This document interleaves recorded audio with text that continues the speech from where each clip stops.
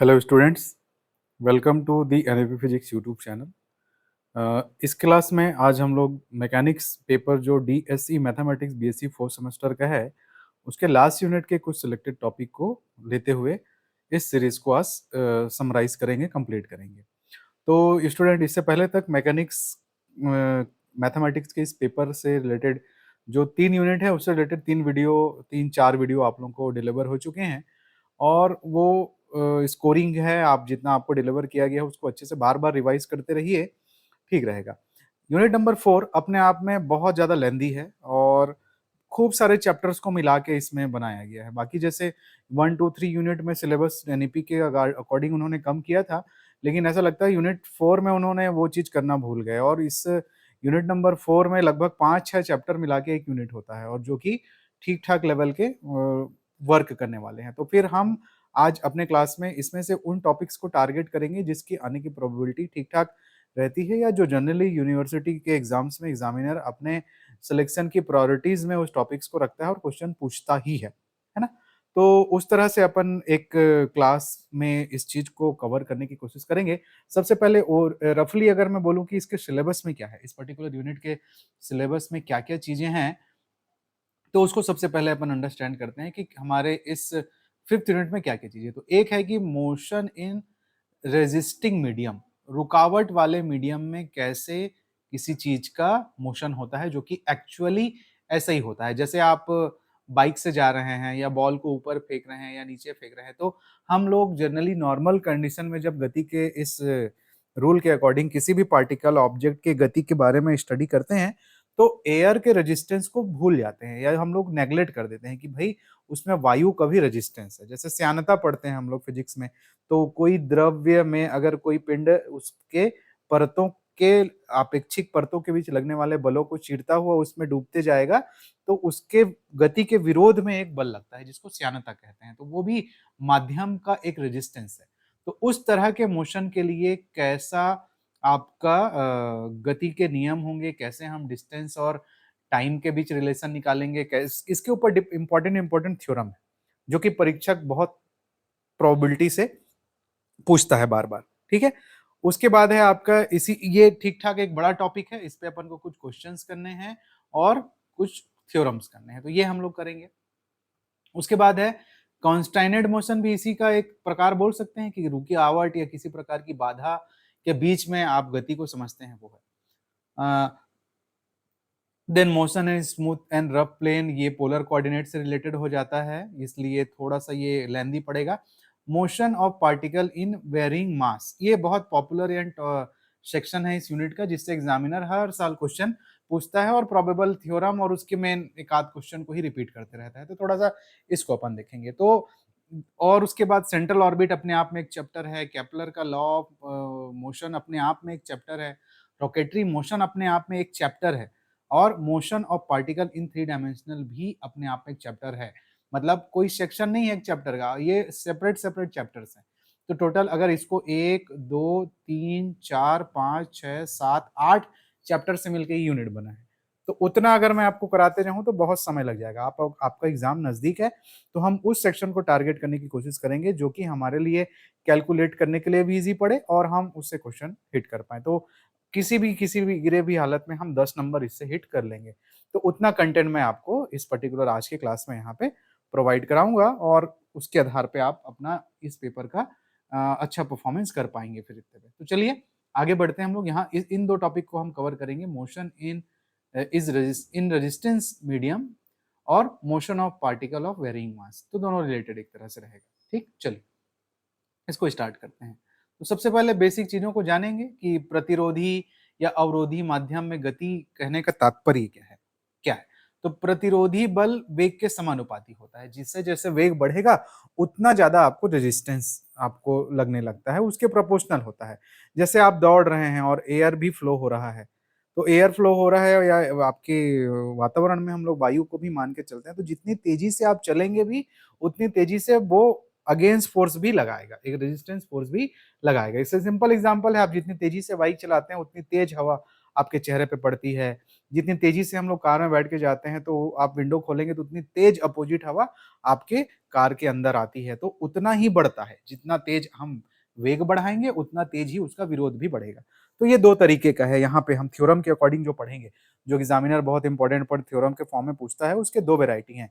एक तो ये कि आप कोई पार्टिकल ऊपर की ओर जा रहा है, गुरुत्व के अधीन, ग्रेविटी के अधीन किसी पार्टिकल को हम लोग ऊपर की ओर फेंक रहे हैं, तो उसकी गति का क्या आधार है, कैसे कैसे उसकी गति के क्या क्या रिजल्ट निकलेंगे, उस चीज के बारे में जानेंगे। दूसरा, जब कोई पार्टिकल आपको ग्रेविटी के प्रभाव में नीचे गिरता है, फ्रीली वो ग्रेविटी के इफेक्ट में नीचे गिरने लगता है, तो उसकी गति में क्या प्रभाव रहेगा। तो ये नीचे गिर रहा है तो क्या होगा, जैसे when a particle descent in a vertical line, कि वो स्ट्रेटली नीचे की ओर गिरता है, और when a particle ascent in a vertical line, जब वो ऊपर की ओर जाता है। और दोनों ही कंडीशन में यहाँ पे प्रतिरोध या माध्यम का अवरोध अवेलेबल है, उपस्थित है, उस चीज को ध्यान में रख के चलना है। थोड़ा सा आप अपना माइंड ओपन रखिएगा, थोड़ा सा इमेजिनेशन का भी काम रहेगा। तो यहाँ पे अब डायरेक्ट मैं उन थ्योरम्स पे आ रहा हूँ, इंपॉर्टेंट थ्योरम्स पे, जिनका हमको यहाँ पे पेपर के लिए जिसको तैयार करना है। और इसके लिए सिंपल आपको डिफरेंशिएशन और इंटीग्रेशन आना चाहिए। हमको गति का समीकरण, अवकल समीकरण बना के इन थ्योरम्स को प्रूफ कर लेना है। तो किस तरह से थ्योरम्स आते हैं, ये वो है जो कि बार बार अलग अलग यूनिवर्सिटीज के क्वेश्चंस में आ चुके हैं। तो क्वेश्चन कैसे आएगा स्टूडेंट, सबसे पहले हम देखें क्वेश्चन पूछेगा कैसे। एक पार्टिकल स्पेस में, आकाश में अचर गुरुत्वाकर्षण के प्रभाव में ऐसे माध्यम में गति करता है जिसका जो प्रतिरोधी बल है वो उसके वेग के क्या है, समानुपाती है। ठीक है, ग्रेविटी के बेस पे एक कण आकाश के गुरुत्वाकर्षण प्रभाव में ऐसे माध्यम में गति करता है जिसके प्रतिरोधी बल उसके वेग के समानुपातिक है। तो कण की गति की हमें विवेचना करनी है, कण की गति कैसी होगी उसके बारे में हमको बताना है। तो यहाँ पर अगर कुछ नहीं लिखा है कि ऊपर की ओर जाता है कि नीचे की ओर जाता है कुछ चीजें, तो हमको सिंपल तरीके से क्या लिखा है, अचर गुरुत्वाकर्षण के प्रभाव में। तो यहाँ पे ना तो ऊपर जाना लिखा था, नीचे जाना लिखा था। तो अचर गुरुत्वाकर्षण का प्रभाव किस तरफ होगा, नीचे की ओर होगा। जब आप पृथ्वी से नीचे की ओर आएंगे तो ग्रेविटी का इफेक्ट पड़ते चले जाएगा, उस प्रभाव में ऐसे माध्यम में गति करता है। ग्रेविटी के इफेक्ट से किसी चीज का गति करना मतलब ग्रेविटी उसको खींच रही है, तो ये नीचे की ओर जाने वाला कंसेप्ट है। ठीक, तो गुरुत्वाकर्षण के प्रभाव में ऐसे माध्यम में गति करता है जिसका जो प्रतिरोधी बल है, जो रोकने वाला उसको बल है, वो उसके वेलोसिटी के प्रोपोर्शनल है। मतलब जितना ज्यादा वेग होगा उतना ज्यादा उसमें रेजिस्टेंस भी होगा। हमें कण की गति की विवेचना करनी है, मतलब कण की मोशन से क्या क्या कंक्लूजन्स आप निकाल सकते हो उसकी आपको रिजल्ट निकालना है। इसके लिए एक थ्योरम आप पढ़ लेंगे तो लगातार आप उसके बाद के थ्योरम्स आसानी से बना सकते हैं। इसलिए शुरुआत को समझने में थोड़ा सा समय लगाइएगा आप, है ना। तो जैसे मान लेते हैं चित्र में देखिए कि इनिशियल पॉइंट ओ है जहां पे पिंड पहले इस विराम अवस्था में रखा हुआ है। अब वो एक कुछ टी समय अंतराल पर गिरना, नीचे की ओर चलना चालू करता है, नीचे की ओर दिशा में गति करते हुए मान लेते हैं वो बिंदु पी पर पहुंचता है यहाँ पर, और कितनी दूरी तय करता है, एक्स दूरी तय करता है। और एक्स दूरी चलते हुए उसका वेग कितना होता है, v होता है। शुरू में जीरो था ना, गुरुत्व के अचर गुरुत्वाकर्षण के प्रभाव में गिर रहा है। तो नीचे की ओर पहुंचने के बाद मान लेते हैं इस पॉइंट पर उसका वेग कितना हो जाता है, स्मॉल v हो जाता है। यहाँ पे स्मॉल और कैपिटल का थोड़ा सा नोटेशन रहेगा तो ध्यान रखेंगे। तो और ये केवी क्या है, क्या बोला था कि जो उसका प्रतिरोध बल के समानुपाती है। तो के एक कांस्टेंट है, समानुपातिक कांस्टेंट, कि वहां बोल देते हैं कि के गुना है, उसके वेग का के गुना है जो कि प्रतिरोध के रूप में लगता है। और हम लोग जानते हैं कि यदि इसका पिंड का द्रव्यमान, कण का द्रव्यमान m है, तो नीचे की ओर गुरुत्व अगर काम कर रहा है तो mg भार उसका या mg बल नीचे की ओर इस बल से उसको नीचे की ओर खींचेगा। ठीक, तो ये कुछ चीजें आपने डिफाइन कर दी। अब देखिए, माना है कि द्रव्यमान का कण गुरुत्व के प्रभाव में बिंदु O से गिरना प्रारंभ करता है। प्रारंभ में कण का वेग 0 है, इस इनिशियल पॉइंट पे उसका वेग 0 रहेगा। टी समय पश्चात कण x दूरी पर गिरकर स्मॉल v वेग प्राप्त कर लेता है। वही चीज मैं आप बोल रहा था आप, प्रतिरोधी बल जो है कण के वेग के समानुपाती है। ये कंडीशन तो दी ही हुई थी। मतलब गिरते हुए कण पर लगने वाला प्रभावी बल कौन कौन सा होगा, नीचे की ओर जा रहा है तो एक बल कौन सा लग रहा है जी, mg। और जो m का kv गुना है वो तो उसके नीचे गिरने का विरोध करेगा, प्रतिरोधी बल है, तो उसका साइन क्या हो जाएगा, माइनस हो जाएगा। तो एक बल नीचे की ओर काम कर रहा था जो कि उसके भार या ग्रेविटी की वजह से नीचे लग रहा था, वो mg है, और प्लस प्रतिरोधी बल, लेकिन प्रतिरोधी बल का जो नेचर है वो तो माइनस है ना, गति में कमी लाएगा, फोर्स में कमी लाएगा, तो माइनस m kv, भार का इतना गुना। तो ये बल निकालोगे तो वेग गुणा द्रव्यमान करोगे, ठीक, त्वरण इस हिसाब से। तो mg ये ग्रेविटी और इतने गुना प्रतिरोध जो है मास का उसको कम करता है। तो ये समीकरण 1 हो गया। अब चूंकि हम लोग जानते हैं नॉर्मल कंडीशन में न्यूटन के गति के द्वितीय नियम से जो बल की परिभाषा क्या होती है, द्रव्यमान गुणित त्वरण होती है, ठीक। तो ये भी उसी प्रभावी बल को प्रदर्शित कर रहा है इक्वेशन नंबर 1। और प्रभावी बल का जो सूत्र है न्यूटन के गति के नियम अनुसार एम एफ या फिर एक एफ क्या है, त्वरण है। त्वरण मतलब क्या होता है, वेग में परिवर्तन की दर, मतलब विस्थापन का डबल डेरिवेटिव, ठीक है। और विस्थापन के डबल डेरिवेटिव को x के ऊपर डबल डॉट करके डिफाइन करते हैं। अब ये चीज हमारे इस सिचुएशन के अकॉर्डिंग उस बल को प्रदर्शित कर रहा है और ये चीज न्यूटन के गति के नियम के अनुसार उस बल को प्रदर्शित कर रहा है, सेम चीज को प्रदर्शित कर रहा है। तो चूंकि समीकरण 1 और 2 दोनों सेम चीज को प्रदर्शित कर रहे हैं, इसलिए एक दूसरे से क्या होंगे, बराबर होंगे। तो भाई समीकरण 1 और 2 को लेके हम लोग एक इक्वेशन बनाने की कोशिश करते हैं और ये दोनों एक दूसरे से एक के इक्वल रहेंगे, सेम चीज को रिप्रेजेंट कर रहे हैं, इसलिए ये दोनों को इक्वेट कर देंगे आप इस तरह से। तो M X double dash is equal to M G minus M के वी, सिंपल दिख रहा है। एम कैंसल आउट हो जाएगा तो क्या बचेगा, उसको आप लिखेंगे, एक डिफरेंशियल इक्वेशन बना रहे हैं हम लोग। तो X double dot is equal to G minus K V, ये क्वेश्चन नंबर 3 है, ठीक।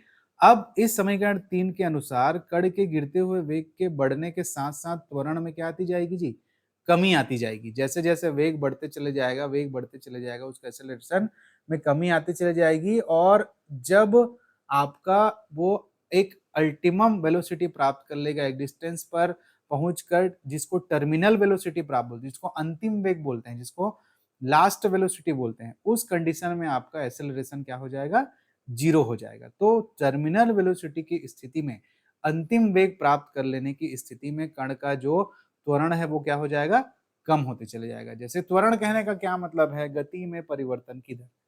अब आप गति बढ़ा रहे हो, बढ़ा रहे हो, बढ़ा रहे हो, बढ़ा रहे हो और एक लास्ट जब स्पीड आप प्राप्त कर लोगे, जैसे भाई आपकी बाइक है तो उसकी एक लिमिट है ना स्पीड बढ़ाने की, कि आप उसको 120 130 की स्पीड में ही बढ़ा सकते हो। त्वरण की क्या परिभाषा है, जब तक गति में परिवर्तन होते रहेगा तब तक त्वरण उत्पन्न रहेगा। अब आप स्पीड बढ़ा रहे हो, स्पीड बढ़ा रहे हो, स्पीड बढ़ा रहे हो, लेकिन आपको पता है कि एक लास्ट स्पीड है मेरा, अंतिम वेग जिसको टर्मिनल स्पीड बोलता हूं मैं, उससे आगे मैं स्पीड नहीं बढ़ा पाऊंगा।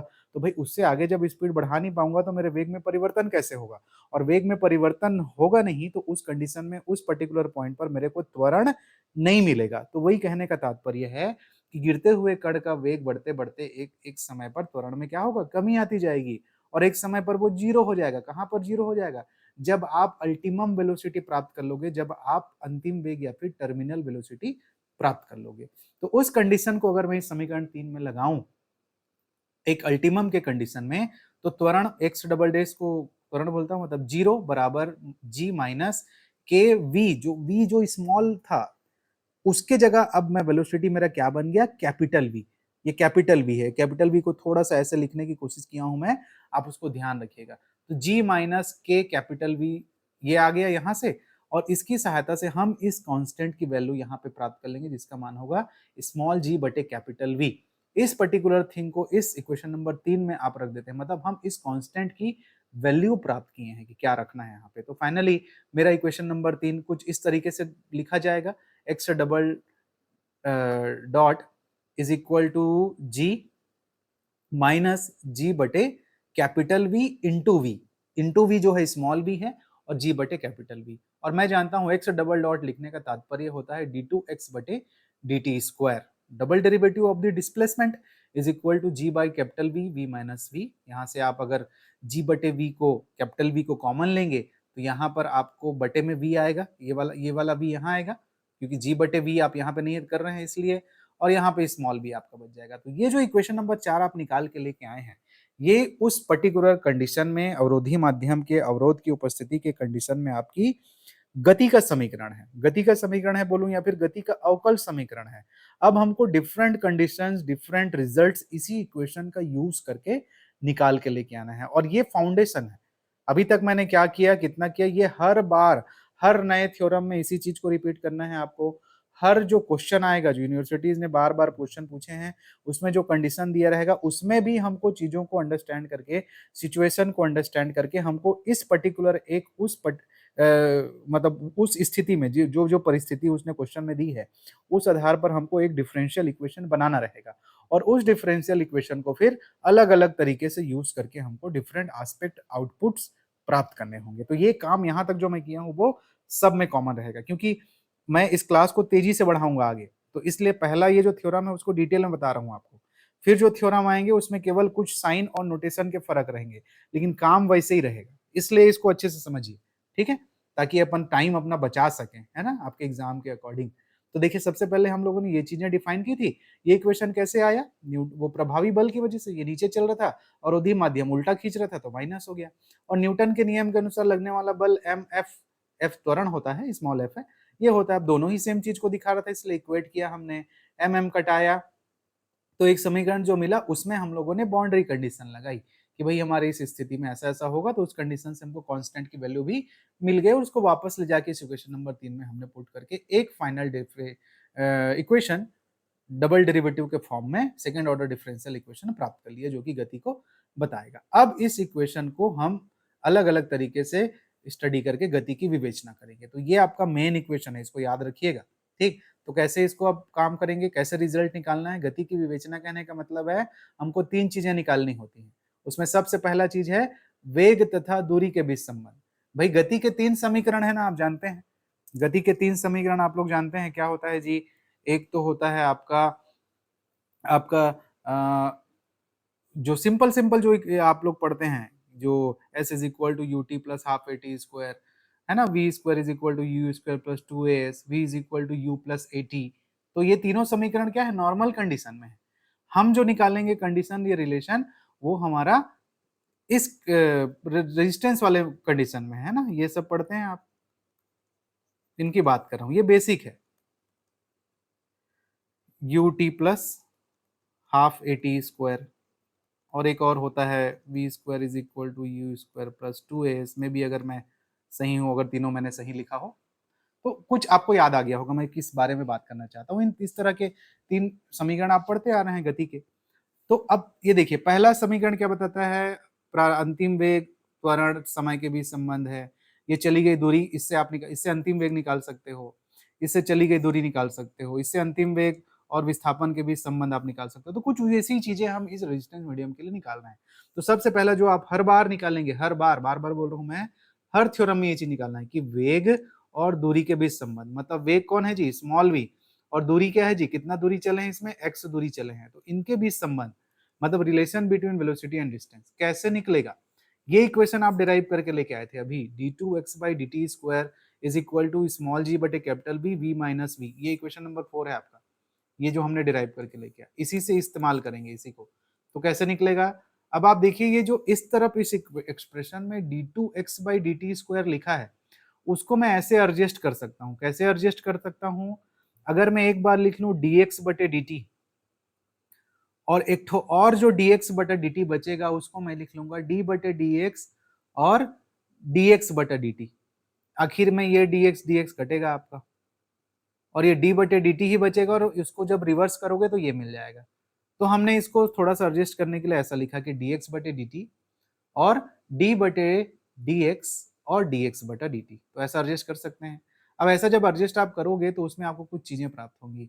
हम जानते हैं कि dx बटा dt विस्थापन में परिवर्तन की दर है, उसको वेलोसिटी भी बोलते हैं, और ये dx बटे dt भी कहलाएगा। तो मैं d2x बटे dt स्क्वायर की जगह v dv बटे dx लिख सकता हूँ।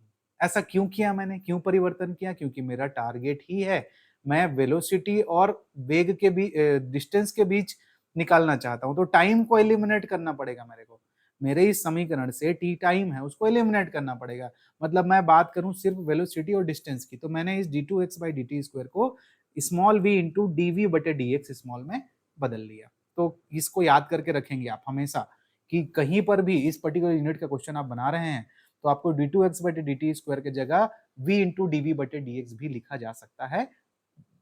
This is the justification of that. तो हमने इस d2x/dt स्क्वायर की जगह ये लिख लिया, ये आपको दिख रहा है। मुझे निकालना है रिलेशन वेग और दूरी में, तो भाई ये एक तरह का डिफरेंशियल इक्वेशन बन रहा है। x वाले टर्म को एक तरफ बना लेता हूँ और v वाले टर्म को ऑपरेटर dv के साथ एक साथ बना लेता हूँ।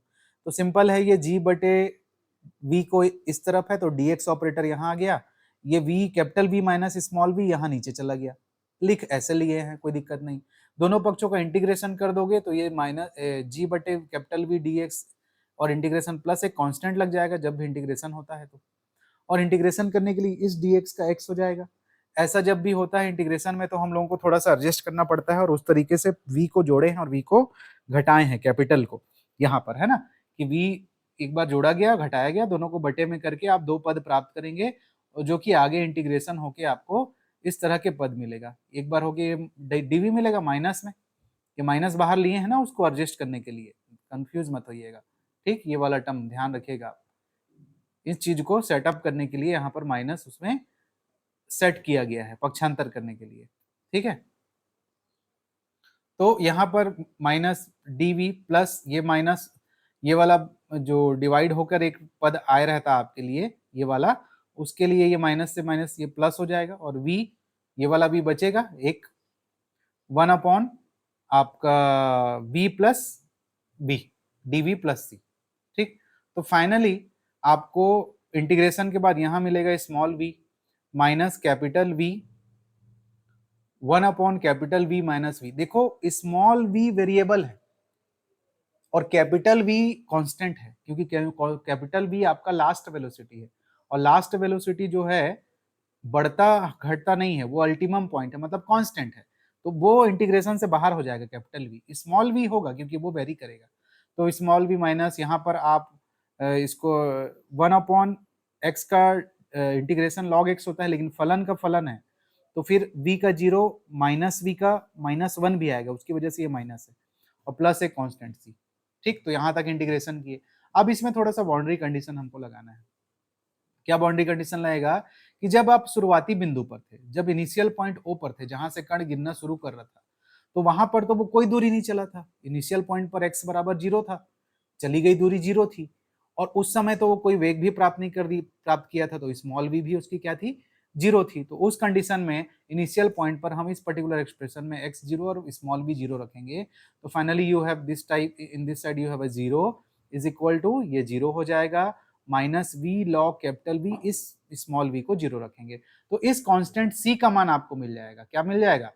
इस पर्टिकुलर कांस्टेंट c का मान आपको मिल जाएगा कैपिटल V लॉग v, जिसे वापस हम अपने इस इंटीग्रल में पुट करेंगे। कांस्टेंट का वैल्यू इसी तरीके से निकालते हैं, तो पुट करने के बाद आपको क्या मिलेगा, इस c के जगह मेरे को वो जो निकाला हूं वो रखना है। तो फिर ये अगले स्टेप में देखिए क्या मिलेगा आपको,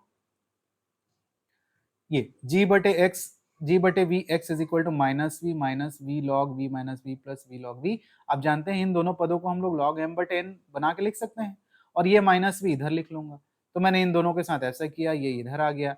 और चूंकि मेरे को x को एक तरफ लिखना है, x और v में संबंध निकालना है, तो x को एक तरफ रखिए, v को एक तरफ रखिए, तो ये v बटा g इस तरफ पक्षांतर हो जाएगा, तो ये v स्क्वायर हो गया, g यहाँ आ गया और वैसे ही ये v इसके साथ v कैपिटल V और बटे g आ गया। ये डिब्बे में जो लिख के आया आपने, x एक तरफ है, स्मॉल x एक तरफ और v वाले पद एक तरफ, जो कि वेग और दूरी x में संबंध है। इस समीकरण का यूज करके हम लोग, अगर आपको वेग पता है, स्मॉल वेलोसिटी पता है और टर्मिनल वेलोसिटी पता है, और ग्रेविटी की सहायता से हम लोग कितना दूरी चलेगा वो निकाल सकते हैं। आप जितना दूरी चलेंगे और ग्रेविटी टर्मिनल वेलोसिटी के साथ उसका कितना वेलोसिटी था वो निकाल सकते हैं। तो ये एक रिलेशन हुआ गति की विवेचना का एक पार्ट। अगला पार्ट, अब हमें इसी में वेग और समय के बीच संबंध याद करना है। याद रखेंगे इस चीज को, हर बार रिपीट करना है आपको। अभी हम लोग वेग और दूरी के बीच संबंध निकाले, अब हमको वेग और समय के बीच संबंध निकालना है। उसी समीकरण का यूज करेंगे। ये समीकरण नंबर 4 जो डिराइव करके लेके आए थे वही है, d2x/dt² is equal to g बटे कैपिटल V माइनस v। अब चूंकि टाइम और वेग का निकालना है तो x को विलोपित करना है, ध्यान देंगे वेग और समय में x नहीं आना चाहिए। तो मैं जानता हूं ये जो त्वरण को वेग में परिवर्तन की दर लिख सकता हूं, मतलब dv बटे dt लिख सकता हूं, क्योंकि v अपने आप में dx बटा dt होता है। तो v का यहाँ पे डबल डेरिवेटिव है, इसको जमा के कैसे लिख लिया हम लोग, dv बटा dt लिख लिए। मतलब आप d2x बटे dt स्क्वायर को आप ऐसे लिखते d बटे dt dx बटा dt, और इसको हम लोग v है बोलते हैं, तो ये हम लिख लिखे dv बटा dt ऐसे, ठीक। तो हमने ये d2x बटे dt इसको dv बटा dt लिख लिया। अब सिंपल है, अब फिर वही काम करना है इंटीग्रेशन का। v वाले टर्म को एक तरफ लेके आइए और dt वाले टर्म को एक तरफ लेके आइए और इंटीग्रेशन करिए फटाफट, मैथ सी है। तो देखिए हमने यहाँ पे टर्म्स को इकट्ठा किया, जी बटे कैपिटल वी एक तरफ आ गया, स्मॉल वी बटे डीवी, स्मॉल डीवी बटे वी माइनस कैपिटल वी इधर आ गया, ठीक, वी माइनस स्मॉल वी, और इंटीग्रेशन कर दिए तो ये डी टी का टी, यहाँ पर एक कॉन्स्टेंट सी वन आ जाएगा, ठीक। तो इसका क्या होगा जी, integration one upon capital V minus V का लॉग वी माइनस वी, और चूंकि ये फलन का फलन था इसलिए एक माइनस वन भी आएगा, तो माइनस प्लस सी वन। अब ये आ गया ये वाला टर्म। अब फिर से आप वही कंडीशन लगाओगे भाई, बिंदु जीरो पर ओ पर जब पिंड आपका गिरना शुरू हो रहा था वहां पर तो समय जीरो था, कोई टाइम वो कवर किया ही नहीं था इनिशियल पॉइंट में, जब चलना शुरू करेगा तब तो पॉइंट टाइम कवर करेगा, तो टी जीरो। और जब चलना ही शुरू नहीं किया है तो वेलोसिटी भी प्राप्त नहीं किया है, इनिशियल वेलोसिटी जीरो थी तो जीरो, वी भी जीरो। तो आप इस पर्टिकुलर समीकरण में टी जीरो और वी जीरो रखोगे तो सी वन का मान आपको मिल जाएगा, क्या मिलेगा, माइनस लॉग कैपिटल वी, और उसको पक्षांतर करोगे तो लॉग कैपिटल वी। उसको वापस इस समीकरण में कांस्टेंट की वैल्यू रख के इसको एलिमिनेट कर दीजिए, सेटअप कर दीजिए, तो small T is equal to V by G log V by V minus capital V, आपको रिलेशन मिल गया समय और वेग के बीच में, ठीक। हर थ्योरम में इस चीज को रिपीट करना है। पहला रिलेशन हमने निकाला दूरी और वेग के बीच में, दूसरा रिलेशन निकाला वेग और समय के बीच में, यही गति की विवेचना है। तीसरा हम लोग निकालेंगे चली गई दूरी और लिए गए समय के बीच में। अब x और t के बीच रिलेशन निकाल रहे हैं। पहला किसके किसके बीच निकाले थे जी, v एंड x के बीच, फिर किसके बीच निकाले थे, v एंड t के बीच, अब किसके बीच निकालेंगे, x एंड t के बीच। हर थ्योरम में इन्हीं तीनों को आपको विस्तार से समझाना रहेगा, अगर गति की विवेचना में यही तीन चीज आते हैं। तो फिर से उसी समीकरण का यूज करेंगे जो मेन समीकरण हम लोग डिराइव करके लेके आए थे। अब x और t में निकालना है, मतलब मेरे को v को विलोपित कर देना है, यही कंसेप्ट है। जिस चीज जिन के बीच में आप संबंध निकाल रहे हैं तो तीसरे को विलोपित कीजिए। तो उस पर्टिकुलर समीकरण में मेरा समीकरण कैसा था, D two X by D T square is equal to G by capital V minus small V लिखा था यहाँ पर, देखिए मेन इक्वेशन ये स्मॉल वी लिखा था, ये देखिए, लेकिन मैं स्मॉल वी की जगह जानता हूँ डी एक्स बटा डी टी लिख सकता हूँ, तो बस मेरा काम हो जाएगा वहां पे। तो मैंने यहाँ लिख दिया डी एक्स बटा डी टी। अब बस अब आप अलग अलग जमाइए हैं, तो कैसे करेंगे भाई, इसको इधर लिख लिए, ये वाला टर्म मल्टीप्लाई होके माइनस वाला उस तरफ चले गया, यहाँ क्या बचेगा, वी वी कैपिटल वी कटेगा तो स्मॉल जी बचेगा। इन दोनों पदों को अगर ध्यान से आप देखेंगे तो ऐसा लिख सकते हैं, डी बटा डी टी ऑपरेटर एडजस्टमेंट हुआ है, डी बटे डी टी डी एक्स बटे डी टी प्लस जी बटे वी एक्स, अगर आप इसको अंदर लेके जाएंगे वापस ऐसे लिख सकते हो।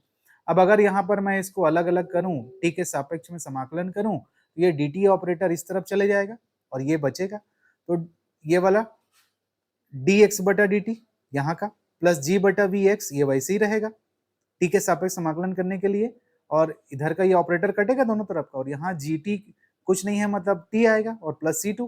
कंफ्यूज नहीं हो रहा है यहाँ पे ना, यहाँ पे कहने का तात्पर्य है कि भाई लिखा है डी बटे डी टी डी एक्स बटा डी टी प्लस जी बटे कैपिटल वी एक्स, मैं इसका इंटीग्रेशन करना चाहता हूँ टी के सापेक्ष, मतलब ऐसा करूंगा, ऐसा प्लस एक कांस्टेंट आ जाएगा सी टू, तो भाई ये तो हट गया ना, इस तरफ कहाँ इंटीग्रेशन होना है, तो ये पद वैसे ही बचा है, देखिए ये वाला प्लस इस तरफ का जीटी का, ये जी का जीटी और प्लस एक constant C two, C one में ऑलरेडी यूज कर चुका था एक बार इसलिए ये समीकरण आया।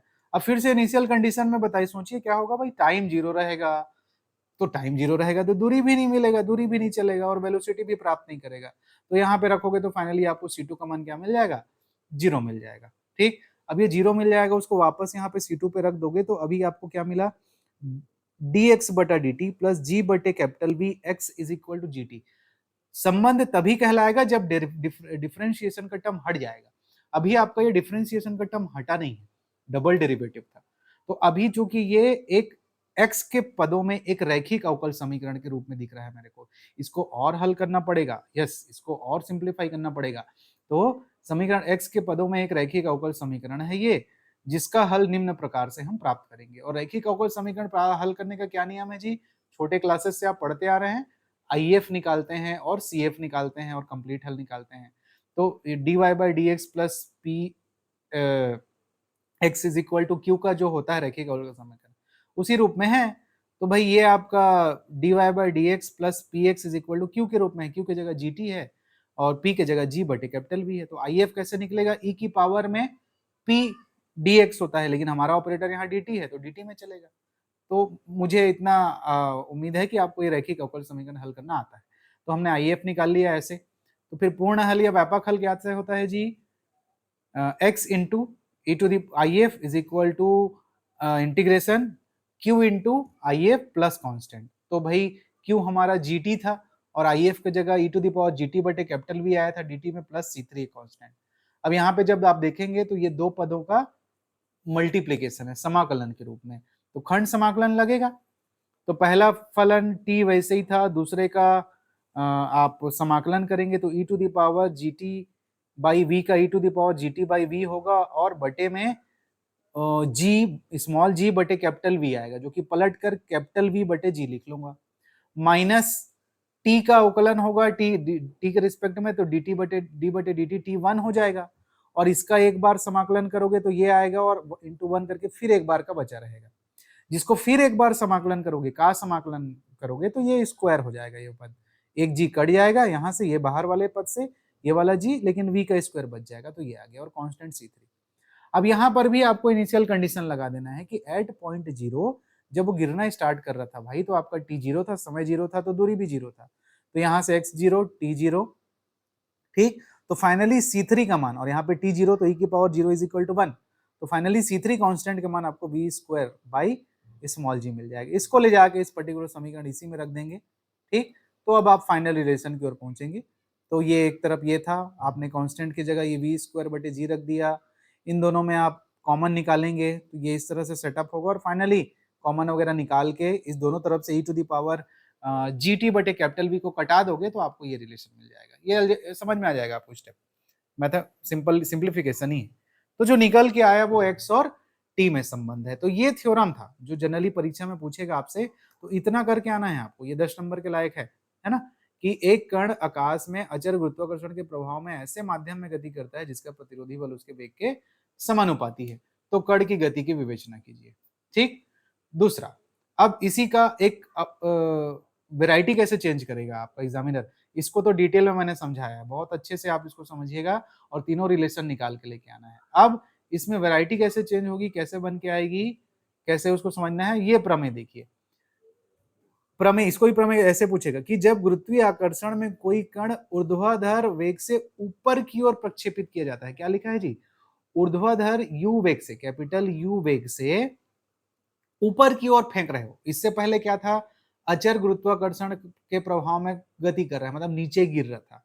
इस कंडीशन में अब हम उस कण को ऊपर की ओर फेंक रहे हैं और उसके माध्यम का जो प्रतिरोध है वो उसके वेग के समानुपाती है। यहाँ पर भी सेम चीज है, तो कण की गति की विवेचना कीजिए, यहाँ पर भी वही चीज निकालनी है। फर्क क्या है, वहां आप नीचे गति कर रहे थे, यहाँ आप ऊपर गति कर रहे हो, ठीक। यहाँ आप ऊपर की ओर प्रक्षेपित हो रहे हो, तो कैसे होगा, ग्रेविटी नीचे काम करेगी। माना द्रव्यमान का एक कण बिंदु O से ऊपर की ओर, यहाँ अब ये मेरा इनिशियल पॉइंट हो गया, इनिशियल पॉइंट नीचे है, यहाँ से ऊपर की ओर फेंक रहा हूं, तो एक पॉइंट पर मान लीजिए वो x दूरी चलता है, तब उसका वेग स्मॉल भी रहेगा और फाइनल अल्टीमम वेलोसिटी जब प्राप्त करेगा तो एक अल्टीमम वेलोसिटी भी रहेगा। चलिए इसको समझते हैं। तब गति का समीकरण क्या होगा, तो गति का समीकरण जो होगा पहले वाले में, अब चूंकि उसका जो भार है गुरुत्व के अधीन नीचे की ओर गिरता है तो भार जो है पॉजिटिव लगता है, लेकिन अब चूंकि मैं उस पार्टिकल को ऊपर की ओर फेंक रहा हूं, उस पिंड को ऊपर की ओर फेंक रहा हूं, तो ये जो मेरा भार है mg वो माइनस साइन में लगेगा, और चूंकि जो अवरोधी बल होता है वो तो माइनस में ही रहता है। तो क्या फर्क है, इस गति के समीकरण में M X double dot is equal to minus ये साइन एक्स्ट्रा आया, ये उसमें उस प्रमेय और इस प्रमेय में क्या फर्क है, मैं इसको उतना डिटेल में नहीं समझाऊंगा ना, ध्यान समझिएगा, समय हमको बचाना है। नोट्स आपको मिलेगा तो आप उसको डिटेल में पढ़िएगा, पेज पेपर या नोट से पढ़ेंगे तो जल्दी समझ में आएगी। ये देखिए, हमने ये प्राप्त किया था, ये प्राप्त किया था, दोनों को बराबर रखा था तो ये मिला था। उस प्रमेय में यहीं से चालू कर रहे हैं, क्योंकि ये इतना चीज हम कर ली है, बार बार हर प्रमेय में ऐसा नहीं करेंगे, आप डायरेक्ट लिख सकते हो। तो भाई गति का समीकरण ये जो था उसमें ये वाला जो पद है मेरा, ये वाला, ये mg था, कब की कंडीशन में, जब नीचे आ रहा था, लेकिन ऊपर जाएगा तो गुरुत्व के विरुद्ध जाएगा, गुरुत्व किसी चीज को नीचे खींचता है, आप ऊपर की ओर जा रहे हो तो साइन इज है माइनस, तो यहीं पे माइनस लग गया है, वही एक्स्ट्रा है, बाकी सारा चीज सेम है। तो इस कंडीशन में हमारा जो गति का समीकरण बन रहा है वो कुछ इस तरह से बन रहा है स्टूडेंट, दोनों तरफ से m कैंसल आउट हो जाएगा तो ये बनेगा, ठीक। अब चूंकि यह ऊर्ध्वाधर कण नीचे की ओर उसी नियम से चलता है, मतलब इसका भी कुछ टर्मिनल वेलोसिटी रहेगा, और टर्मिनल वेलोसिटी v पे जब पहुंचेगा तो त्वरण 0 हो जाएगा, पिछले थ्योरम में पढ़े हैं हम लोग, समझे इस चीज को। तो भाई 0 is equal to minus G minus K capital V, ये कैपिटल वी लिखा हूं ना, कैपिटल वी है। तो इस कांस्टेंट के की वैल्यू जी बटे कैपिटल वी, ये चीज उस थ्योरम में भी किए थे। अब इस पर्टिकुलर कांस्टेंट की वैल्यू ले जाके इस पर्टिकुलर एक्सप्रेशन में आप रख देंगे तो आपको ये मिल जाएगा। देखिए इसमें माइनस आया था, वहां पे ये माइनस नहीं था। अब दोनों में से माइनस कॉमन लेके ये मेरा मेन इक्वेशन मिल गया, जिसको मैं इक्वेशन नंबर 4 बोला था वहां पर। तो मेन गति का समीकरण ये मेरे को मिल गया। अब इस समीकरण का यूज करके मैं फिर से वही काम करूंगा। सबसे पहला काम क्या करते हैं, दूरी और वेग में संबंध निकालना है। तो दूरी और वेग में संबंध निकाल, टाइम को विलोपित करिए। कैसे विलोपित करेंगे, एक्स डबल डॉट, जिसको लिखने का मतलब है d2x बटे dt स्क्वायर, इसको हम लोग कैसे लिख लेते हैं बोला था मैं, स्मॉल v dv बटा dx। तो आपने बस ऐसा लिखा। अब बाकी सारा काम आपको नोट्स मिलेगा तो आप उसको समझिएगा, मैं यहाँ पे एक्सप्लेन नहीं कर रहा हूँ। पूरा सिंपल इंटीग्रेशन है, जैसा मैंने पहले थ्योरम में किया वही चीज है। बस इसमें जो अंतर था वो मैंने आपको समझाया। आपने इंटीग्रेशन किया, इंटीग्रेशन करने के बाद कांस्टेंट आया, कांस्टेंट की वैल्यू निकालने के लिए हम लोग बाउंड्री कंडीशन लगाएंगे। बाउंड्री कंडीशन लगाते समय यहाँ पे आपको सावधान रहना है, बिंदु ओ पर दूरी नहीं चले हो, 0 है, और जो वेलोसिटी v थी वो कितनी है, u है, कैपिटल u है। इस चीज को ध्यान रखना है। प्रश्न में बोला था कि जब वो चलना चालू करता है कितने वेग से फेंका जाता है, बोला है जी थ्योरम में, ये देखो ऊर्ध्वाधर u वेग से फेंका जाता है। तो शुरू में ही u नहीं लिए हम लोग, v को ही शुरू में u लिख सकते हो, बट उसको बाउंड्री कंडीशन इस इनिशियल कंडीशन के तौर पे रखना है। तो इस बाउंड्री कंडीशन लगाने के समय v कितना हो जाएगा, कैपिटल u हो जाएगा। इन दोनों को जब इस पर्टिकुलर एक्सप्रेशन में रखोगे तो कांस्टेंट c1 की वैल्यू निकलेगी। उस कांस्टेंट c1 की वैल्यू को जब वापस उस समीकरण में रख के इसको एडजस्ट करोगे तो ये देखिए कैपिटल u कैपिटल v, ये ध्यान समझेंगे, कैपिटल u है ये और ये कैपिटल v है, तो u और v दोनों आ रहा है।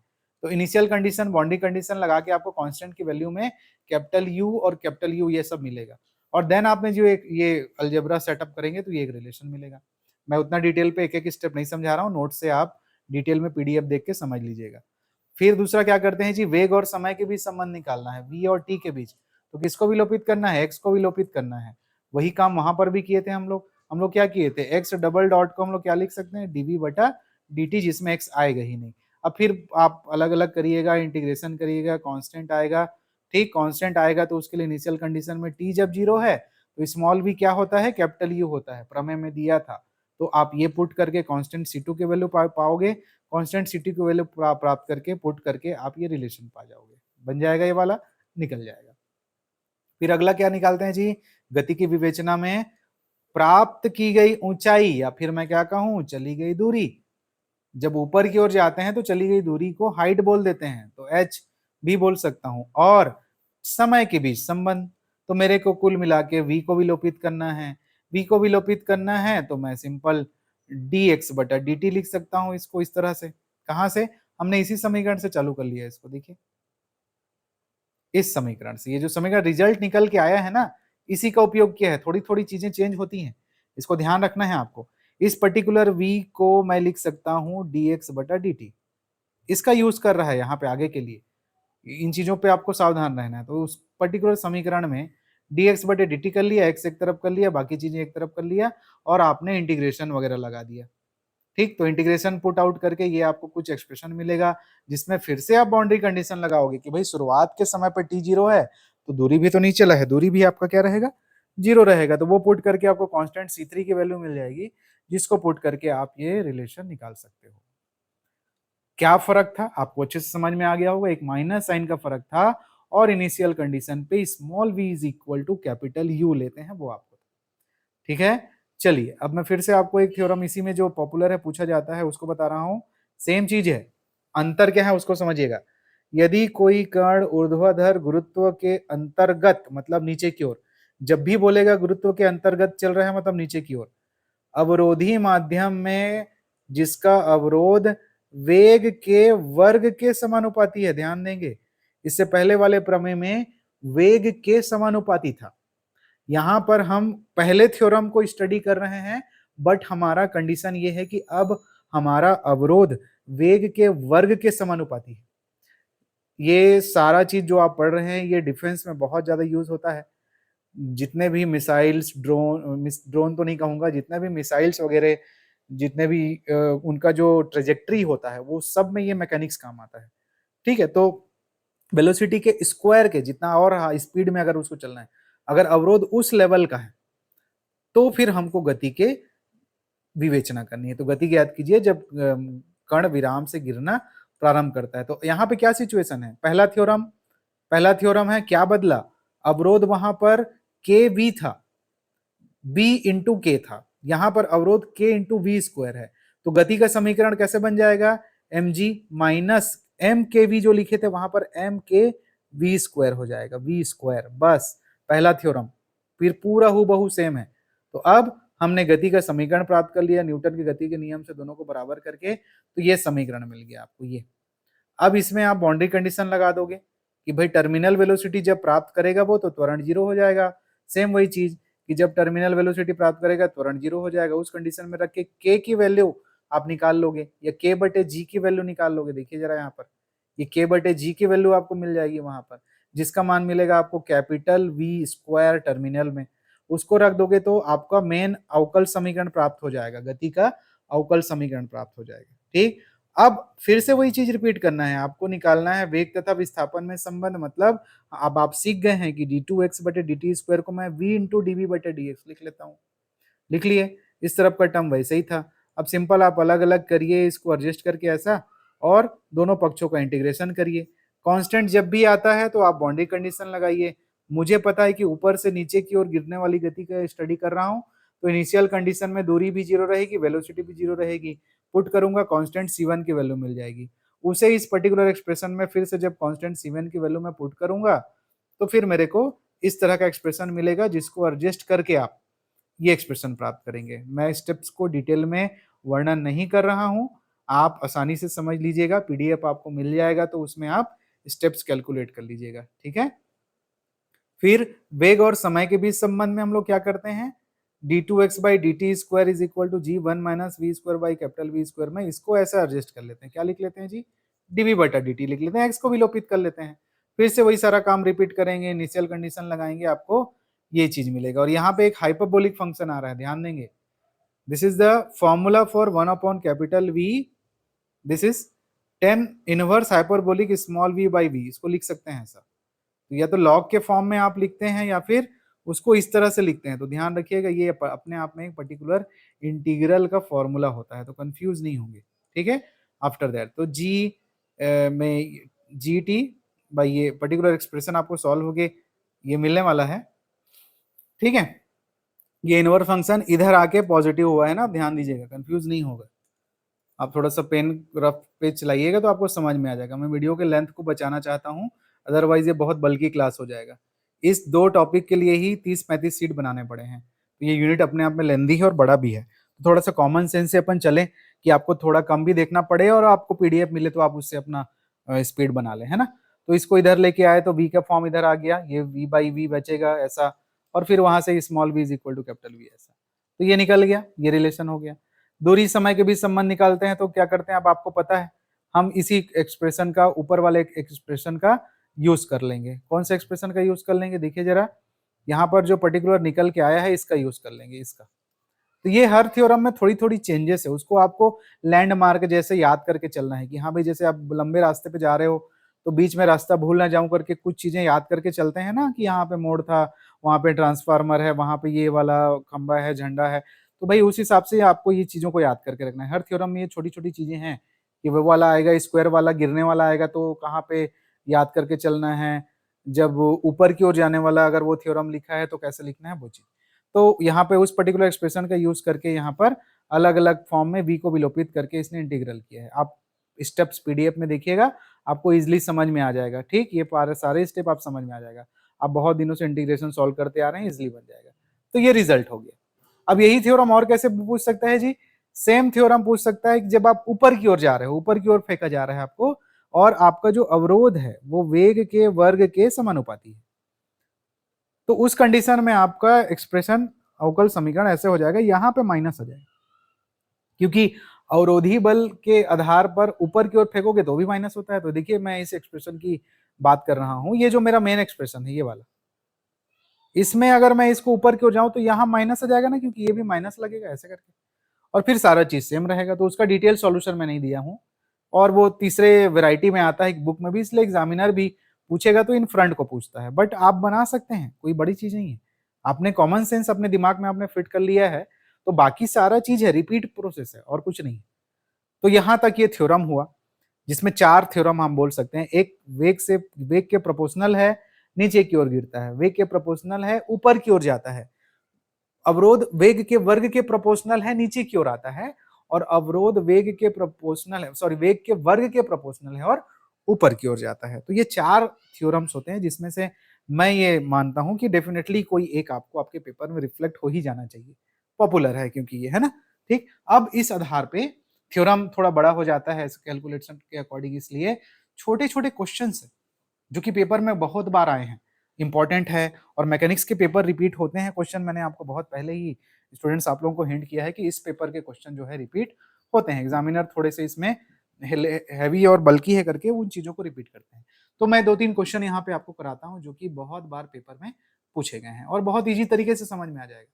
इन क्वेश्चंस को तो आप जरूर करके जाइए, समझ के जाइए, और उसके लिए आप एक पहला थ्योरम डिटेल में अच्छे से पढ़ लेंगे तो आपको पूरा सिनारियो समझ में आ जाएगा कि क्या होता है, कैसे होता है ये चीज। ठीक है, चलिए क्वेश्चन को समझते हैं। ये कई बार रिपीट हुआ है, फिर से मैं आपको बोल दूं। क्वेश्चन क्या है समझिए। इमेजिनेशन करना, विजुलाइज करना बहुत जरूरी है आपके लिए। एक कण कैपिटल वी वेग से एक चिकने क्षैतिज समतल पर ऐसे माध्यम में प्रक्षेपित किया जाता है जिसकी प्रति इकाई संहति मतलब द्रव्यमान, प्रति इकाई द्रव्यमान पर जो प्रतिरोध है वो k इंटू वेग है। k इंटू वेग ना, k गुना उसका वेग है। दर्शाइए कि t समय पश्चात कण का वेग जो स्मॉल v होगा और इस समय में चली गई जो दूरी स्मॉल s है वो निम्न से दी जाती है। मतलब हमको वेग और चली गई दूरी में संबंध निकालना है। वहां पर थ्योरम जब बनाते हैं तो 3 चीज निकालते हैं। क्वेश्चन में एक चीज पूछा है कि वेग और चली गई दूरी में संबंध निकालिए, और जो कि इतना होता है वो लिख के भी दे दिया है। ये प्रूव करके लाइए। कैसे बनाएंगे। माना m द्रव्यमान का कण क्षैतिज समतल में कैपिटल v वेग से प्रक्षेपित किया जाता है। तब माना t समय पश्चात इसका वेग कितना हो जाएगा, स्मॉल v हो जाएगा। शुरुआती वेग दे दिया है आपको, कैपिटल v वो दिया है, जो दिया रहता है वो इनिशियल वेलोसिटी होता है। कुछ समय पश्चात जो हो जाएगा उसका वेलोसिटी, उसको हम लोग स्मॉल v बोल रहे हैं। प्रश्न के अनुसार जो विरोध है वो कुल प्रतिरोध का k इंटू वेग है, वो लिखा है, तो m इंटू के वी हो जाएगा, प्रति द्रव्यमान गुना ऐसा होगा। न्यूटन के गति के नियम के अनुसार हमारा प्रभावी बल क्या होता है, द्रव्यमान इंटू त्वरण होता है। ये भी उस चीज को रिप्रेजेंट कर रहा है और ये इस चीज को रिप्रेजेंट कर रहा है यहाँ पर। ठीक है, ये वाला चीज सिंपल तरीके से जो न्यूटन की गति के अनुसार उस चीज को जो रिप्रेजेंट करेंगे वो चीज, और गति के विरोध में कुल प्रतिरोधी बल ये वाला आ जाएगा, ये वाला। अब वो चूंकि इनिशियल पॉइंट से क्षैतिज दिशा में ट्रेवल करवा रहा है, इसलिए उसमें किसी भी टाइप का ग्रेविटी का कोई बात नहीं है। यहाँ पे ग्रेविटी की बात नहीं हुई है, हम उसको क्षैतिज समतल पर फेंक रहे हैं, तो ग्रेविटी की कोई बात नहीं है यहाँ पे, तो ग्रेविटी वाला टर्म यहाँ पे नहीं है। तो ये वाला जो त्वरण वाला सेकेंड लॉ ऑफ इक्वेशन था वो जस्ट इक्वल होगा, या फिर दोनों की एक ही चीज को दर्शाएगा, एम के वी के। और एम के वी में माइनस साइन क्यों लगाएंगे, क्योंकि वो विरोधी बल है, तो माइनस एम के वी। और ऐसा करके आपको यहाँ पे ग्रेविटी का कुछ इफेक्ट नहीं बताया है, प्रश्न में भी नहीं बोला है, हम क्षैतिज समतल पर फेंक रहे हैं, ये सिचुएशन है, ऐसा बोलने बोला। तो बस सिंपल एम, ये तो सेकेंड लॉ था ये वाला, एफ को ही D two X by D T square लिखता हूँ माइनस एम के वी। तो फाइनली इसको मैं क्या लिखता हूँ जी, एम एम कट जाएगा और D two X by D T square को क्या लिखता हूँ, डी वी बटे D X is equal to minus K V. ठीक, अब अलग अलग कर लेता हूँ, डीवी बटे D V small V plus minus K D T. Integration कर दिया, 1/v का log v minus K T plus C constant. अब मैं इनिशियल कंडीशन लगाऊंगा, इनिशियल कंडीशन बाउंड्री कंडीशन जो कि दिया था कि एट इनिशियल पॉइंट t बराबर 0 पर v बराबर तो कैपिटल v है, वो उस प्रश्न में दिया है, याद रखेंगे। जो चीज दे दी है उसको वैसे ही रखना है, नहीं दिया रहता है तो 0 मानते हैं। कैपिटल v है शुरुआत के समय पर, बाद में स्मॉल v हो रहा है, तो t बराबर 0 इज इक्वल टू v बराबर कैपिटल v हो जाता है। तब मेरे कांस्टेंट c की वैल्यू उस पर्टिकुलर पिछले इक्वेशन में log v मिल जाएगी, उसको फिर से उस समीकरण में रख दूंगा तो ये मिल जाएगा, और इसको एडजस्ट कर दूंगा भाई मेरे को, तो ये मिल जाएगा। तो जो उसका वेग था स्मॉल v था वो इतना होता है, ये मेरे को पता चल गया।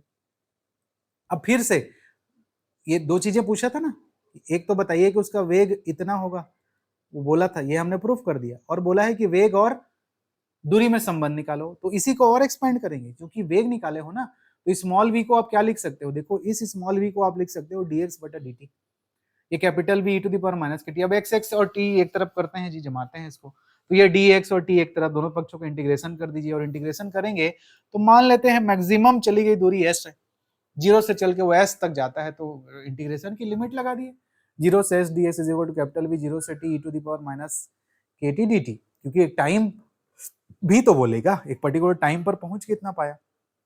तो फाइनली इसको सॉल्व करोगे आप, इंटीग्रेशन लगाओगे तो ये dx और ये s हो गया v by K 1 minus E to power minus K T. तो ये भी दिया था प्रूफ करने के लिए, बहुत बार पूछा इस एक्सप्रेशन को ना, इस इक्वेशन को बहुत ध्यान से रखिएगा, चांसेस है कि रिपीट हो सकता है।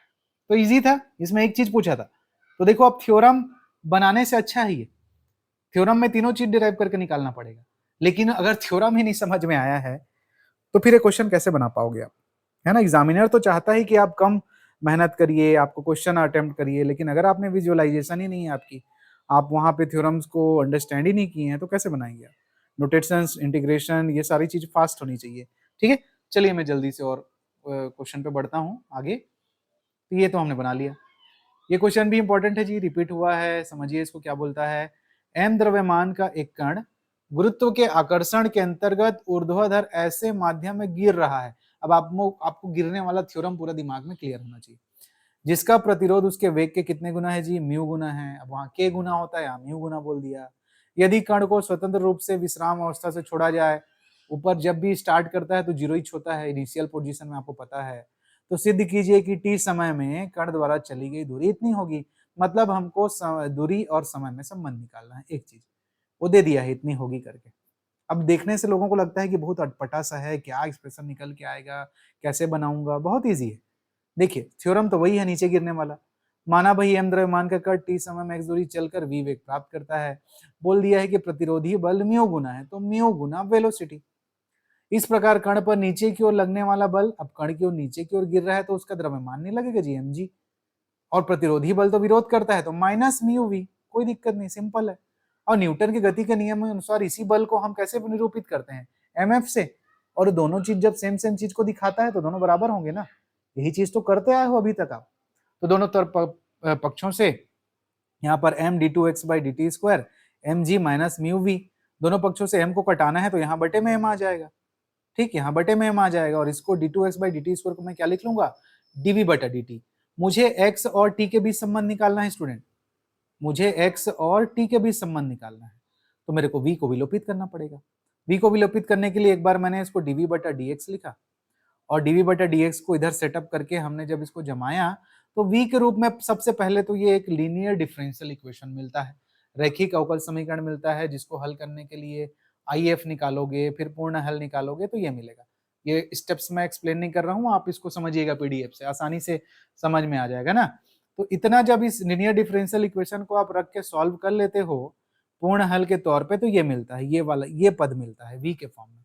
लेकिन हमको तो x और t में चाहिए रिलेशन, तो भाई इस v को फिर से मैं dx बटा dt कर दूंगा, क्योंकि वेग को तो लिख सकता हूँ ना विस्थापन में परिवर्तन की दर, और फिर उसको मैं जब अलग अलग करके ऑपरेटर्स एक तरफ ले जाके फिर से इंटीग्रेशन करूंगा, फिर से कांस्टेंट लगेगा, फिर से इनिशियल कंडीशन का आप लगाओगे तो वो कांस्टेंट का वैल्यू निकल के आएगा, और देन आप पुट करके जब x को एक तरफ इकट्ठा करोगे तो वही एक्सप्रेशन मिल जाएगा जो इस क्वेश्चन में आपको दिया हुआ था। तो उतना हेवी नहीं है, देख के लग रहा है, बट कॉमन सेंस है, बस आपको इंटीग्रेशन वगैरह आना चाहिए, आसानी से बन जाएगा। क्वेश्चन कई बार रिपीट हो चुका है, जरूर बना के जाइएगा, ठीक है, बहुत पॉपुलर क्वेश्चन है।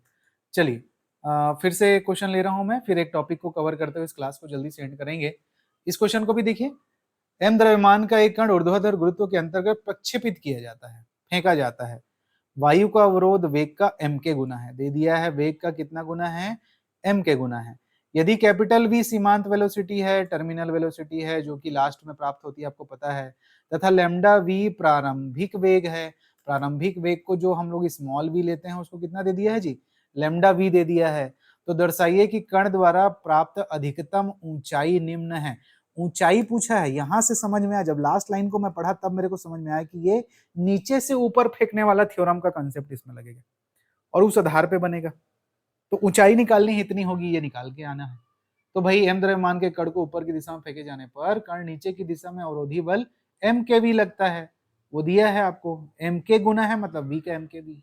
इस प्रकार कण की गति का समीकरण जो बार बार करते आ रहे हो आप वही रहेगा। यहाँ माइनस क्यों है, क्योंकि ऊपर की ओर फेंक रहा है तो माइनस यहाँ आ गया।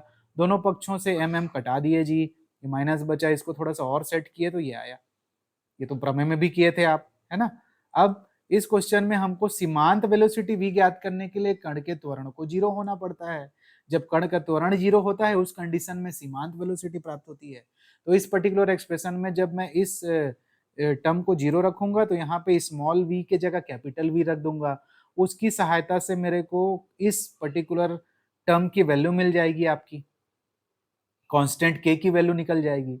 और उस कांस्टेंट k की वैल्यू को यहाँ पे पुट करके मैं माइनस कॉमन लेके ये पर्टिकुलर एक्सप्रेशन प्राप्त कर लूंगा, जो कि मेन डिफरेंशियल इक्वेशन हो गया। मुझे क्या ज्ञात करना है जी, ऊंचाई ज्ञात करना है। ऊंचाई ज्ञात करना है मतलब दूरी निकालनी है, दूरी। तो उसको निकालने के लिए मैं क्या करूंगा, वेग और दूरी में संबंध का तरीका निकालने के लिए इसको, इस पर्टिकुलर एक्सप्रेशन d2x/dt² को मैं जानता हूं, ऐसा लिख सकता हूं, आप कई बार कर चुके हैं, v dv/dx। और फिर इसको अलग अलग किए, x वाले को एक तरफ किए, v वाले को एक तरफ किए, तो आपको कुछ ये वाला एक्सप्रेशन मिला, ये वाला सॉल्व होने के बाद, ठीक। dv/dx x एक तरफ है, ये v एक तरफ है, ऐसा करके। इनिशियल पॉइंट पे x बराबर 0, तो v इनिशियल पॉइंट पर लैम्डा v है, प्रश्न में दिया हुआ था। मैं बार बार बोलता हूँ, प्रश्न में आपको इनिशियली क्या दिया उसको समझना है। दिया है प्रश्न में इनिशियल वेलोसिटी, जब सीमांत इतना है तो लैम्डा v प्रारंभिक था, तो फिर आपने यहाँ पे लिमिट लगाया, तो ये लैम्डा v, तब c कांस्टेंट की वैल्यू इतनी आ गई। उस c कांस्टेंट की वैल्यू को वापस यहाँ पे पुट करके जब आपने इसको समराइज किया तो इतना मिला आपको। अब अधिकतम ऊंचाई का मतलब क्या है, अधिकतम ऊंचाई पर क्या होगा, जो इनिशियल वेलोसिटी स्मॉल v है वो 0 हो जाएगी, और x चली गई दूरी को h से डिनोट कर देंगे, क्योंकि वो तो टर्मिनल वेलोसिटी प्राप्त कर लिया ना।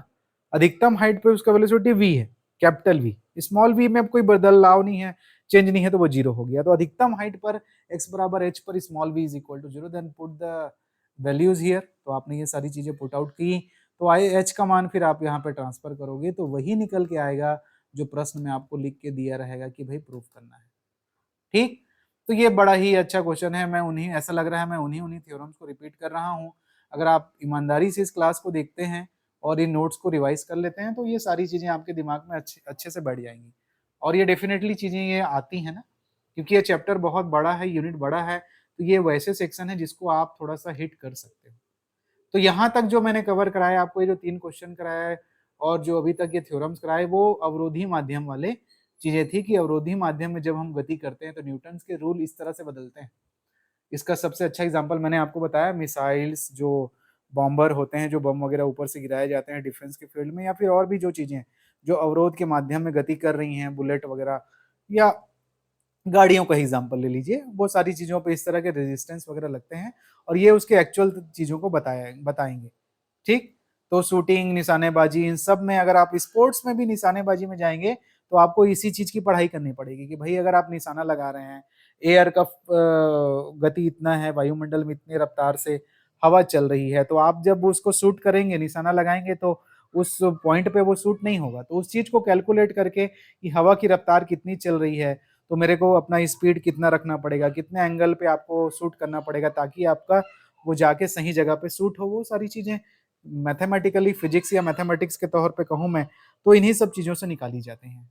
It's a very deep level mathematics, जो कि बहुत यूजेबल चीज भी है और आपको लर्निंग भी देता है। चलिए, इसी यूनिट से मैं एक और टॉपिक उठा रहा हूँ जिसको मैं छोटा रखा हूँ। क्वेश्चन, चूंकि वो क्वेश्चन बार बार रिपीट हो गया है, उस चीज को समझाने के लिए इस एक टॉपिक को 2-3 स्लाइड में है जिसको कवर करके इस पर्टिकुलर यूनिट का इंपॉर्टेंट कंटेंट का सीरीज में यहाँ पे समेटूंगा। आप चाहें तो यहाँ पे पाउज ले सकते हैं इस टॉपिक को पढ़ने के लिए, क्योंकि एक टॉपिक मैंने इससे पहले तक कवर किया है एग्जाम्पल्स के साथ। थोड़ा सा आप पाउज लेके, ब्रेक लेके फिर से फ्रेश चालू यहाँ से कर सकते हैं, ठीक है।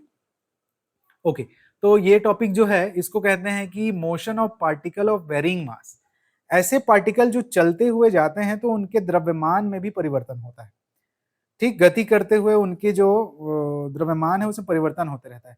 सबसे अच्छा उदाहरण इसमें दिया जाता है कि वर्षा की जो बूंद है, वर्षा की बूंद जब बादलों पे होती है, जब वो नीचे गिरना चालू होती है, तो उसके ऊपर और पानी का लेयर, पानी का लेयर, पानी का लेयर बनते चले जाता है, वेपर का लेयर, और नीचे आते आते आते आते उसका द्रव्यमान बढ़ने लगता है, बूंद बनती है वो। वहां पे वेपर होती है, आसमान में तो वेपर है वो, और जब ग्रेविटी के प्रभाव में नीचे की ओर गिरते चले जाता है तो नमी को सोखते सोखते सोखते सोखते वो उसका द्रव्यमान बढ़ने लगता है। तो ये द्रव्यमान का बढ़ना हुआ, द्रव्यमान का लगातार समय के साथ बढ़ना हुआ। रॉकेट जब लॉन्च किया जाता है, किसी सैटेलाइट को लॉन्च किया जाता है, तो रॉकेट का आप लोग जानते हैं कि 80% पार्ट, 90% पार्ट तो ईंधन होता है, उसका फ्यूल होता है, जो कि एक समय के बाद चलते चलते चढ़ते चढ़ते टूटते हुए कम होते चले जाता है, और लास्ट में वो सैटेलाइट का वो मशीन बचता है जो कि ऑर्बिट में सेट हो जाता है।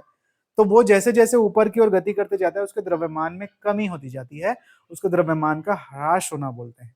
तो ये दो विधियां हैं, दो तरीके हैं।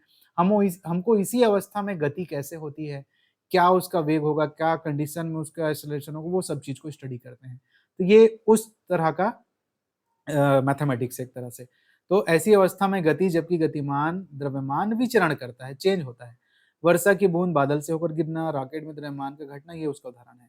तो इस कंडीशन में न्यूटन का जो नियम है, F बराबर m है, ये जो पढ़ते हैं आप लोग न्यूटन का सेकंड लॉ, ये केवल तब सही है जब आपका ऑब्जेक्ट का मास स्टेबल है, तब नहीं जब उसका मास कंटिन्यू घट रहा है, कंटिन्यू बढ़ रहा है, तब ये नियम लागू नहीं होता, जिसको बोलते हैं संवेग में परिवर्तन की दर, है ना, मोमेंटम चेंज का इक्वेशन। तो उस कंडीशन में फिर हमको इस पर्टिकुलर एक्सप्रेशन को मॉडिफाई करना पड़ता है। मतलब ये जो एक्सप्रेशन है केवल उसी स्थिति में पूर्ण रूप से सत्य और लागू होता है जब आपके पूरे गति के दौरान द्रव्यमान क्या रहे जी, कांस्टेंट रहे, अचर रहे, बदले ना।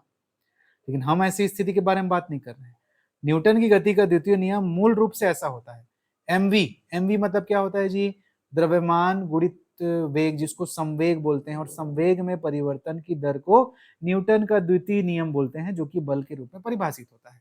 तो डी बटे डी टी समय में परिवर्तन, और एमवी संवेग है, तो संवेग में परिवर्तन की दर बोल सकता हूं मैं इसको। तो ये तो नॉर्मल कंडीशन है, हमको इन कंडीशन में पता लगाना है कि कैसे काम करेगा। तो भाई अब सिचुएशन को समझते हैं कि परिवर्तित द्रव्यमान की स्थिति में कोई m द्रव्यमान का कण t समय में यदि v वेग पर है, तब मानते हैं कि उसके अगले छोटे से समय अंतराल में उसके द्रव्यमान में इतनी वृद्धि हो जाती है। ठीक, 5 सेकंड तक चला और 6वें सेकंड में उसमें फिर और ऐड होना शुरू हो गया, तो डेल्टा m वृद्धि हो गई। तब यह द्रव्यमान, जो एक्स्ट्रा द्रव्यमान है, याद रखेंगे, जो एक्स्ट्रा ऐड हुआ है, वो तो u वेग से गति करेगा, एक अलग वेग से गति करेगा, और जो शुरू से m द्रव्यमान आ रहा था वो आपका v वेग से गति कर रहा था, तो उसके वेग में भी वृद्धि होगी, परिवर्तन होगा, और ये वाला u वेग से परिवर्तित चलेगा, वो होगा। तब हम डेल्टा t समय में कण के संवेग में क्या परिवर्तन होगा या क्या वृद्धि होगी उसको जानना चाहते हैं। तो संवेग कहने का मतलब होता है द्रव्यमान गुणित वेग होता है, लेकिन यहाँ पर वेग में वृद्धि कितनी हो रही है, उसके मास के परिवर्तन होने में, उस चीज को जानना है। तो मान लेते हैं हम लोग कि डेल्टा टी समय में इनिशियल वेलोसिटी v थी, और बढ़ती हुई वेलोसिटी में कितना बढ़ोतरी हुआ, वो डेल्टा v है, स्मॉल डेल्टा v स्मॉल, और जो डेल्टा m द्रव्यमान उसमें ऐड हुआ, उसका जो वेलोसिटी था वो u था। तो द्रव्यमान गुणित वेग में वृद्धि, तो एक तो द्रव्यमान कौन है, जो इनिशियल शुरुआत का द्रव्यमान था, उसके वेग में वृद्धि कितनी होगी, m इंटू वेग में वृद्धि, मतलब final velocity minus initial velocity, मतलब v प्लस डेल्टा v, मान लो फाइनल वेलोसिटी है, माइनस इनिशियल वेलोसिटी। उसके बाद प्लस अगला भाग कौन सा है, वो जो डेल्टा टी समय में और द्रव्यमान बढ़ा, वो डेल्टा m, और उसके वेग में वृद्धि कितनी होगी, v plus delta v final velocity, क्योंकि वो तो दोनों जुड़ के एक साथ उसी वेलोसिटी से आगे बढ़ रहे हैं। लेकिन इस पर्टिकुलर द्रव्यमान की इनिशियल वेलोसिटी कितनी थी जी, u थी, वो अलग रहेगी। शुरुआत से जितना चल रहा था v उतना नहीं रहेगा, वो तो बीच में आया, बाद में आया, है ना। तो फिर इसको सेट करोगे तो यहां से v कट जाएगा, ये लिखने के लिए था, m delta v is equal to delta v plus delta v minus u, है ना, इसको ऐसे लिख लेंगे। अब ये जो चीज है ये पर्टिकुलर स्मॉल समय अंतराल में चले गए इम्पल्स के बराबर होता है। मतलब समय डेल्टा टी में कण के ऊपर आरोपित बल जो है, फोर्स जो है, जो इम्पल्स होगा एक छोटे समय अंतराल के लिए जो बल लगेगा, उसको इम्पल्स बोलते हैं, जो कि बल और समय अंतराल के गुणन के बराबर होता है। तो ये चीज भी आपको उसी चीज को रिप्रेजेंट कर रहा है, इम्पल्स के अमाउंट के बराबर ही मोमेंटम आपको इफेक्ट कर रहा है, और ये चीज आपको ट्रेडिशनली उस पर्टिकुलर चीज को रिप्रेजेंट कर रहा है। मतलब ये दोनों आपस में इक्वेट करेंगे, या इन दोनों समीकरणों की हम बोले तुलना करने पर मैं कहूँ कि एक तरफ जितना मोमेंटम में जो चेंज हुआ उसको, और जितना इम्पल्स उस पर आरोपित होगा, जितना आवेग उस पर आरोपित होगा, उनकी क्या तुल्यता है, उसको निकालने के लिए अगर मैं दोनों को कंपेयर करूं तो दोनों को बराबर के फॉर्म में लिखूंगा मैथमेटिकली। तो एक तरफ ये वाला एक्सप्रेशन जो इक्वेशन नंबर 1 से आया है, और एक तरफ ये वाला एक्सप्रेशन जो इक्वेशन नंबर 2 से आया है, इसको जब आप रख दोगे तो आपको कुछ इस तरीके से मिलेगा। थोड़ा सा इसको एडजस्ट करने के लिए ये डेल्टा टी जो है यहाँ पे डिवाइड में चले जाएगा सभी पदों में, और जब यहाँ पे ब्रैकेट आप तोड़ोगे तो यहाँ पे डेल्टा एम और डेल्टा वी का छोटा सा पद मिलेगा, और चूंकि वो बहुत छोटी क्वांटिटी रहेगी उसको नगण्य ले लेते हैं हम लोग, नगण्य मानने पर। तो यहाँ पे 3 पद मिलेंगे, एक पद यहाँ से, एक पद इस v से, और एक पद इस u से। इस तरफ f बचेगा, डेल्टा टी इसके बटे में आ गया। हम लिमिट ले लेंगे डेल्टा टी टेंड्स टू 0 पे। आप जानते हैं कि जब भी हम लोग लिमिट लेते हैं और डेल ऑपरेटर होता है वो d वाला ऑपरेटर में बदल जाता है। तो delta v by delta T is equal to D V बटे डी टी, ये dm डेल m बटे डेल टी को आप dm बटे dt बोलोगे, और इस डेल m बटे dt को आप dm बटे dt बोलोगे। तो यहाँ आपने कंप्लीट डेरिवेटिव लिख दिया इज इक्वल टू f। तो फाइनली अगर इसको मैं सेट करूं तो इस u वाले टर्म को इस तरफ लेके जाऊं, तो इस तरफ वाले टर्म में ये जो m dv बटे dt v dm बटे dt, मतलब दो फलनों का गुणनफल जैसा चीज है, मतलब मैं इसको d बटे dt mv लिख सकता हूँ is equal to f plus u dm बटा dt। ये फाइनल एक्सप्रेशन है, इसको याद करके चलना है आपको। ये निकल के आता है वो परिवर्तित द्रव्यमान हेतु न्यूटन का नियम कहलाता है, जहां पर अगर आप देखें, अगर आप u बराबर 0 रख दें, मतलब जो एक्स्ट्रा द्रव्यमान आता है उसका वेलोसिटी अगर मैं 0 रख दूंगा तो क्या मिलेगा, f is equal to D बटा डी टी एम वी, जो कि इनिशियल फॉर्म है। इनिशियल फॉर्म क्या होता है हमने ये जाना ना, इनिशियली न्यूटन का नियम को ऐसे लिखते हैं। तो अगर u 0 है, मतलब कोई भी द्रव्यमान उसमें ऐड नहीं हो रहा है चलते हुए, तो फिर वही समीकरण आ गया। और अगर कुछ द्रव्यमान उसमें चलते हुए ऐड हो रहा है तो फिर इस पर्टिकुलर एक्सप्रेशन को हमको यूज करना है उसकी गति की विवेचना करने में, उसको समझने में। अगर ऐड हो रहा है तो प्लस, घट रहा है तो यहाँ माइनस हो जाएगा। मतलब अचर द्रव्यमान की स्थिति वाला नियम अगर u 0 है तब होगा जब कांस्टेंट है द्रव्यमान, और यदि द्रव्यमान कांस्टेंट नहीं है तो ये है फिर आपका न्यूटन का गति का द्वितीय नियम। ये है न्यूटन के गति का द्वितीय नियम एक्चुअल मैकेनिक्स के अकॉर्डिंग। ठीक, अब इस पे आधारित एक क्वेश्चन मैं आपको करा देता हूं, क्योंकि अगर ये वो बोलेगा कि अचर द्रव्यमान नहीं, गतिमान या विचलित द्रव्यमान पर कणों की गति की विवेचना कीजिए, तो यहाँ तक आपको बताकर इस डेरिवेशन को निकाल के आना पड़ेगा, ये वाले को निकाल के बताना पड़ेगा। ठीक है, और अगर ये क्वेश्चन जो बार बार पूछता है स्टूडेंट से प्रोबेबिलिटी के तौर पे अगर देखा जाए, मैं एग्जैक्ट नहीं बोलूंगा कि कोई क्वेश्चन आएगा ही आएगा, लेकिन मैकेनिक्स है, कई बार रिपीट होता है और चॉइसेस इसमें कम है और थोड़े से टफ भी होते हैं, तो एग्जामिनर भी उन क्वेश्चंस को थोड़ा सा आपको प्रोवाइड करने की कोशिश करते हैं। तो ये क्वेश्चन पहले समझ लीजिए, फिर मैं अपनी बातों को कंक्लूड करूंगा। ये क्वेश्चन है, तरल की एक गोलाकार बूंद वाष्प में गिरते हुए संघनन द्वारा स्मॉल सी की अचर दर से द्रव्यमान प्राप्त करती है। ठीक, दर्शाइए कि विराम से गिरते हुए t समय पश्चात इसका वेग कितना हो जाएगा, इतना हो जाएगा। तो ये जनरली मैकेनिक्स के इस पोर्शन में जो आंसर निकाल के लेके आना है ना, वो दे दिया रहता है ताकि आप प्रूफ कर सको, उसमें आपको कंफ्यूजन ना हो, सेट करने में दिक्कत ना हो। ऐसा करके स्टेप्स को कैसे सॉल्व करेंगे, गुरुत्व के अधीन स्वतंत्र रूप से यदि गिरेगा कोई बूंद तो उसके लिए सूत्र ये है, बराबर mg होगा, जहां स्मॉल m बूंद का प्रारंभिक द्रव्यमान होता है। अब बूंद गिरते हुए वाष्प में गिर जाता है। अब वाष्प में, अब मान लेते हैं उसका फाइनल द्रव्यमान क्या है, कैपिटल M है, ये इनिशियल प्रारंभिक द्रव्यमान है, और बूंद का अंतिम द्रव्यमान कैपिटल M है। तो जो इनिशियल द्रव्यमान था वो बढ़ते हुए जा रहा है, किस आधार पे बढ़ते हुए चले जा रहा है, क्या लिखा था, एक गोलाकार बूंद वाष्प में गिरते हुए संघनन द्वारा c की अचर दर से द्रव्यमान प्राप्त करता है। मतलब dm बटा dt जब करो आप, द्रव्यमान में परिवर्तन की दर जब आप निकालो तो आपको कांस्टेंट क्या मिलना चाहिए, c मिलना चाहिए। वही चीज को बोला है कि वाष्प में गिरते हुए संघनन द्वारा स्मॉल c की अचर दर से द्रव्यमान को प्राप्त करता है। c की अचर दर, कांस्टेंट दर से द्रव्यमान को प्राप्त करता है, मतलब ये चीज।